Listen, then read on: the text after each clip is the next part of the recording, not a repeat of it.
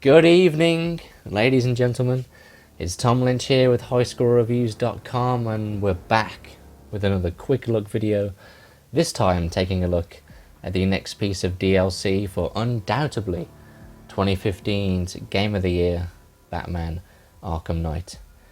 So with this next piece of DLC, we have the 1989 movie pack, which, as you can imagine, allows you to equip and use in the main game the famous Michael Keaton Batsuit from those two films, but also we have two specially designed racetracks inspired by those two films, which you can drive the equally as famous Batmobile from those two films. Before we jump in to those racetracks, I thought we'd go into the showcase mode here to see just how Rocksteady have recreated these two wonderful pieces of Batman history.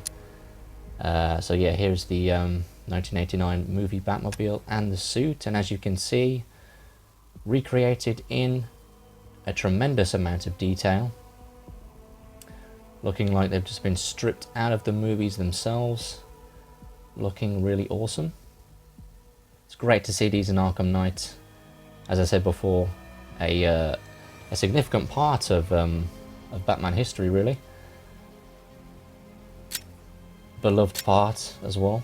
So yeah, but let's jump into the bulk of this piece of DLC, which is the two racetracks. And as you can see, you get two racetracks, Cobblepot's Causeway and the Joker Parade. And you also get two other versions of those in the 3-lap version.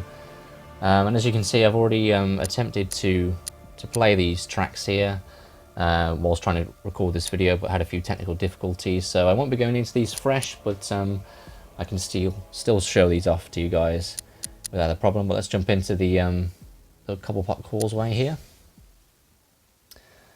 and see what it's all about. But yeah, when this piece of DLC was announced, I was incredibly excited, being a fan of these two films, and I'm sure many other people were as well. I know that quite a lot of people hold Michael Keaton and Tim Burton's vision of Batman as their own Batman. You know, they grew up watching those films, so anybody that's playing Arkham Knight, I'm sure this will be a fantastic piece of DLC. And as you can see, this race course and the Batmobile itself is a tremendous love letter to those films, in terms of the, you know, recapturing the aesthetic and the sound as well. As you probably realised, if not already, the very famous score is going off in the background here, something that we've all heard many times before, not only watching the films but playing the Telltale games, for example, or if you've been tuning into our Gaming Ignorance series, where our boss man Joshua Lawrence himself is tackling Arkham Asylum for the first time, and he must hum that tune about 10 times every episode at least. But nobody's complaining here because it's such a fantastic piece of music. But yeah, these tracks are similarly designed to the river race courses. As you can see, deactivating the spikes and things. And yeah, that's it. Achieved the 3 stars. Short but sweet, really. I don't think they're even as long as the Scarecrow missions that were the PS4 exclusives, but I think driving around in that Batmobile on its own is pretty awesome. But let's jump into the second one here, the Joker Parade, and see what that's all about. Of course, going to be inspired by the first two films again, with the balloons and the ducks and things and what have you. So yeah, let's see how it goes. Got to improve on my original score here. 1 star is the previous showing, so things have to be done. Let's see how we go. But again, with the spikes, and I have to deactivate them here, all that sort of stuff. Very similar in terms of the visuals. But what you probably won't notice here as you're watching is this Batmobile feels slightly different to the hulking machine, the hulking tank, I should say, that is the Arkham Knight Batmobile. the drifts aren't that precise or heavy and as the Arkham Knight Batmobile, but nevertheless it still feels pretty awesome to control. No real issues there. There was almost an issue there though. Flying straight into the water. So far so good. Game with the ducks here, and I think in the Arkham Insider video they said, oh dear, no dear, there's obstacles there, it's going to affect my time. But yeah, I think as they said in the Arkham Insider episode where they showed this off for the first time, that the level designer for this track studied the films and god dang it, a bit too late there on deactivating them spikes. It's going to hurt my time, but we should be okay. But yeah, the level designer, as I was saying, she watched these films many a times, and as you can see, incorporated a lot of Tim Burton's vision into these tracks. But yeah, 2 stars on that one. That'll do. I think I'll come back and get the 3 stars to achieve the trophy attached to this game, no doubt. But let's come out of these and show off the Michael Keaton Batsuit in the main game. So if we jump into the showcase mode here, just like any other skin, you jump into that and activate it. But it's already activated here, as you can see, which is cool. So we'll jump out of this in a moment and go into the main game.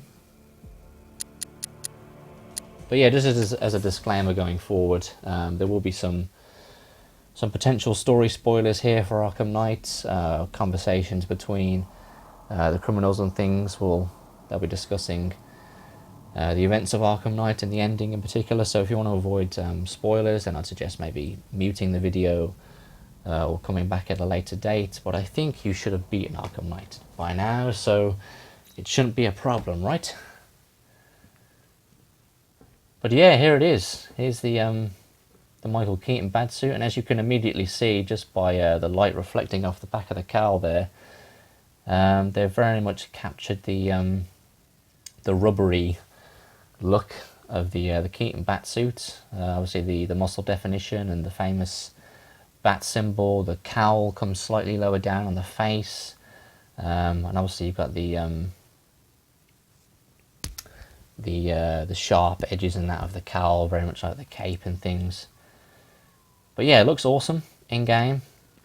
And yeah, when this piece of DLC was announced, of course a lot of people were pleased about getting to wear this Batsuit and drive the Batmobile on those racetracks, but they were quite disappointed that there was no confirmation or no information about whether you could drive it in free roam.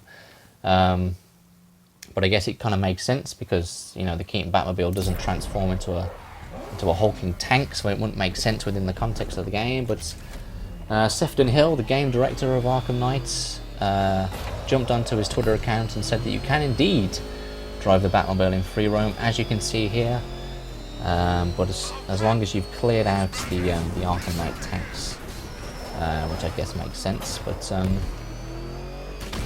yeah, this is just awesome. It'd be awesome as well if the music was playing in the background, but I guess not. But I seem to have gotten myself into a little predicament here. Fantastic gameplay, riveting. Here we go. But it looks awesome. Controls transfer over from the racetracks, and obviously you can't transform into battle mode, but you'll still have your immobilizer missiles and things, and the side sweep and what have you, as you can see there. And if we find a potential joyrider, we could lock onto them. But I think let's jump into the photo mode actually and get a better look at the Batmobile. As you can see, the rain hitting off the car there and still getting muddy when you drive around the streets of Gotham. I mean, it just looks awesome. I wish you could use it in the story, but yeah, it's one of those things. I'm yet to start New Game Plus, so I was kind of waiting for this piece of DLC to come out, and I'll play through the game now with the Michael Keaton suit equipped. Be awesome to have the Batmobile at his side, but Of course, it wouldn't make sense within the content of Batman. Whoa! Okay, a bit of a malfunction there with the Batmobile. Springed off the side of the building there. There you go. Yeah, it wouldn't make sense within the context of Batman Arkham Knight, which is understandable. But yeah, this let's show off the suit in action. Looks awesome. The cape very similar to the Arkham City cape, which you start off with in Arkham Knight, and of course you can still summon the Batmobile. It just looks awesome when you see those two skins together.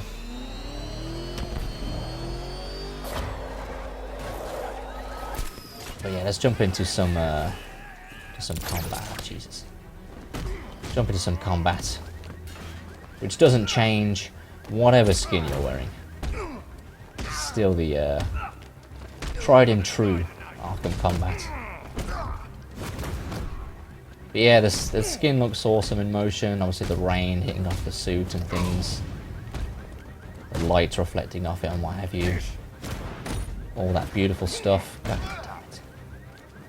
By this point I would have exited the game, come back in, and redone this fight, because getting hit just isn't acceptable. Just not acceptable.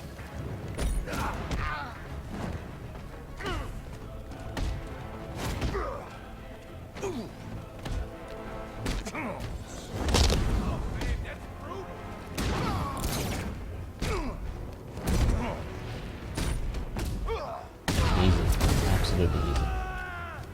Michael Keaton making light work of these thugs here. Boom. And there it is. Easy for the Batman. Let's jump into photo mode as well, actually, and get a better look at the suit here, as you can see. We're there with the car there in the background, just parked up next to the side of a building. But yeah, I think it just looks awesome. Looks fantastic. I don't know if they've made any changes to the face sculpt.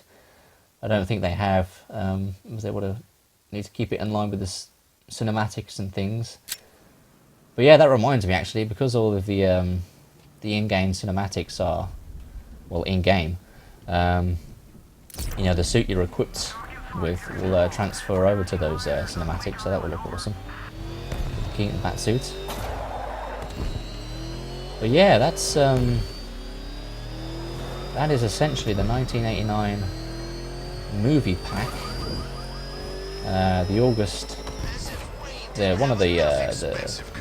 one of two pieces of August DLC for Arkham Knight. Actually, the other DLC was skins for Batman, for Catwoman, for Nightwing, for Robin. I think the Arkham Origins suit was in there. The 1950s Silver and Golden Age skin from the comics, you know, the blue one, which we saw in Arkham City before, is in there as well. So that was another cool piece of DLC, I guess, for the alternate skins. But yeah, in terms of whether it's worth picking up the season pass, I'm not entirely sure. I mean, there's not a lot to the DLC pack, I guess.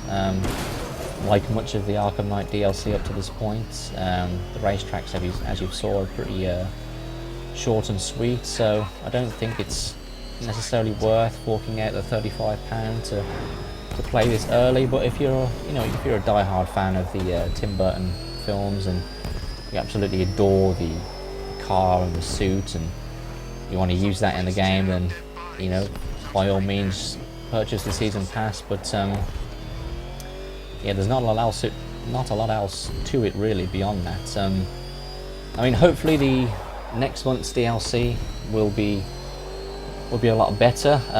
They announced it